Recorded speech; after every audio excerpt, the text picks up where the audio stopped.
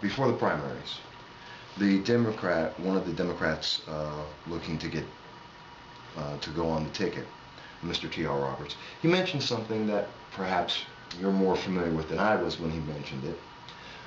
He had mentioned a concept, and I'm just wondering, would you also be open to these ideas of introducing canines into corrections facilities and tasers for corrections officers?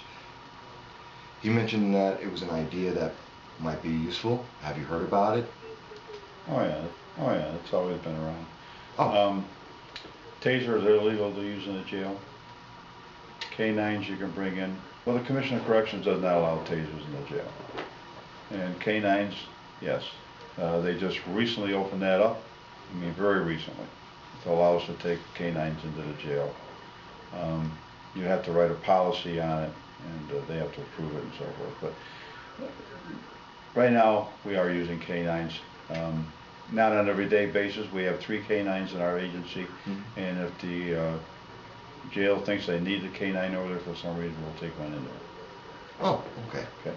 I wasn't aware.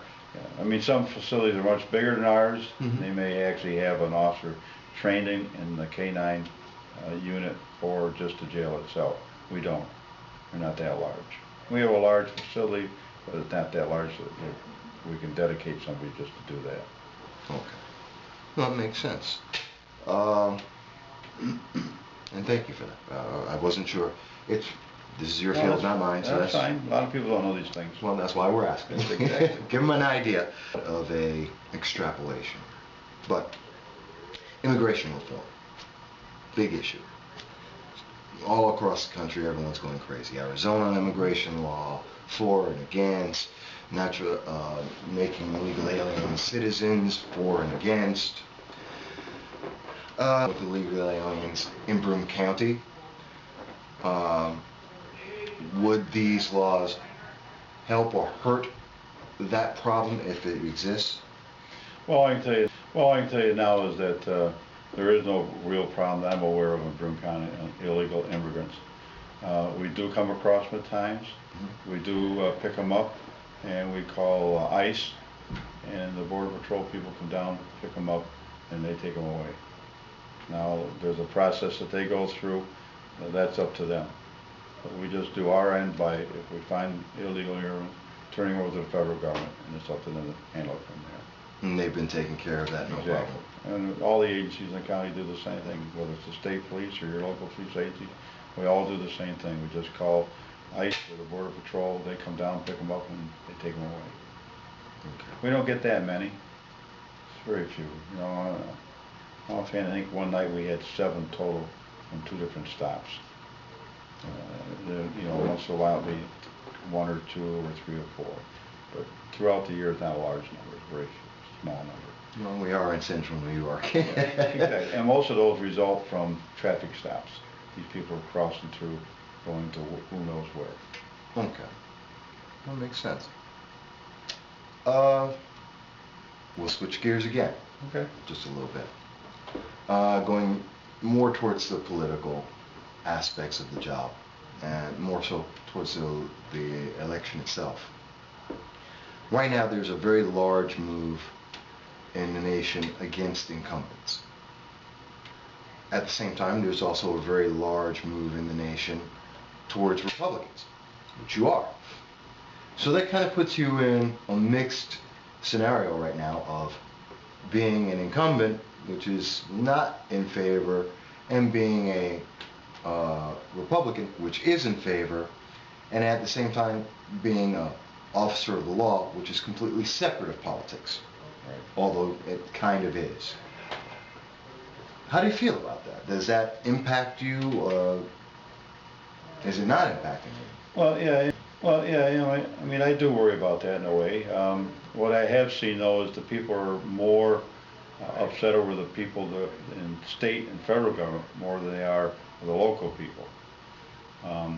You know, all I can say is that from my viewpoint, I do the job the best I can, and I hope I can convince the people that I will continue doing that job. It's also an advantage to the people that are out there. It's the only job that they get to pick who the chief, or in this case the sheriff, is. They have no other say in who their top law enforcement officer is. Like the police chief of Binghamton or Johnson City or Endicott or Besto or wherever. They have no say in that. That's all picked by the mayor. Where as the sheriff, you have direct control. If that person's not doing a good job, you vote him out. He's gone. He's replaced with somebody else. That's good. That's true. And that's why the sheriff is the only constitutional office that's in law enforcement. And it's up to the people. If they think he's doing a good job, you keep him in. And in my case, I'm hoping I've been doing a good job for my past 12 years, and they're going to keep me here. And time will tell. Time will tell. I got the tongue twisted there. That happens to us all. Me more than most. So many more things that we could talk about, and I know we're running short on time, and I thank you again for the time you have given me. Two things. Okay. The first being, in general, I don't know if you followed it much, but did you have any thoughts about the primaries and the reaction that's happened in New York City and across the country about the primaries? No. I have not followed that much. Again, I stick mostly to local politics. Well, even on the local level. Well, they only need to talk about the local level. I mean, look at the primary for the governor. There were some people running for some offices I didn't even realize because I have not been involved that much. But most of my stuff is concentrated just locally. Who's running for legislator for the county? Who's running for a mayor? Who's running for a trustee seat? You know, who the candidates are for sheriff they're running against me. Those are the issues I look at right here and now. That's most important to me right this minute. You're focused on the job. You stick there. Exactly. Well, I can respect that. That's, if you're going to have to be out of that realm, that's a good reason to be very right on. Well, it's important to me. I mean, particularly who the candidate is that's going to run against me and how well they're doing, and you know, that's important. That's what I have to look at. I look at any other politician the other way. You know, Mr. Palladino was looking to see how he is doing against his candidate that's running against him. Now he's done with that. He's running against evidently Mr. Como. The two of them will be concentrating on the race more important than anything else, I think. That's what I think. Yeah. I mean, my whole focus will be on the race coming up as to my candidates, which is Mr. Roberts and Mr. O'Neill. There's just so many things that we could talk about, and there's so many things. And we do have another video of you speaking before that, you know, I would advise people to check out. It gives you also some other insight to some of the issues they may be wondering about that you've discussed. But is there anything that you would like to pass on to any of the viewers that may be of interest? Well, you know, the thing of it is, as the sheriff of the county, I run the largest agency in the county. I have 250 people working for me, another 40 people assigned under contract under my direction. I'm responsible for between 400 and 470 inmates on a daily basis. The population keeps going up and down. If you add all the other police agencies together, they will not reach my numbers as far as personnel working for me. And I have a lot of responsibilities. I tell people I'm the most sued person in the county. I get sued over everything going. I'm sued so much that the county has about 1.5 attorneys assigned to me. Not so much that I even know what's going on. I mean, somebody closes their door and close their hand on the door, they'll sue me because the door wasn't working properly. Some of these lawsuits, I have no idea who these people are or what they've done or heard. But I'm the most studied. I've had as many as 4 studies done on me within 2 years. That's a lot. Yeah. The people's eyes are on me at all times.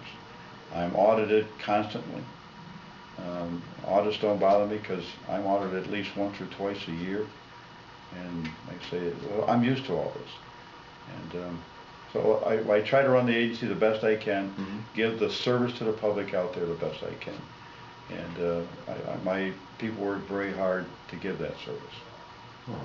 Okay. My undersheriff is 40 years law enforcement experience. He was the chief captain of detectives for Binghamton for a number of years, solved many crimes. So between the undersheriff and myself, we're talking a little over 86 years in law enforcement. Which is impressive. Very much That is so. impressive. Yeah. And we both love the job. We both look forward to coming to work every single day. God bless you. That's Okay. I can't say the same. That's why I'm still here. That's true. You know, I enjoy the job, and that's why I'm still running and still want to be here. All right. Okay. Well, thank you very much. You're welcome. And I hope everyone's enjoyed the conversation. Me too. Me too. Thank you.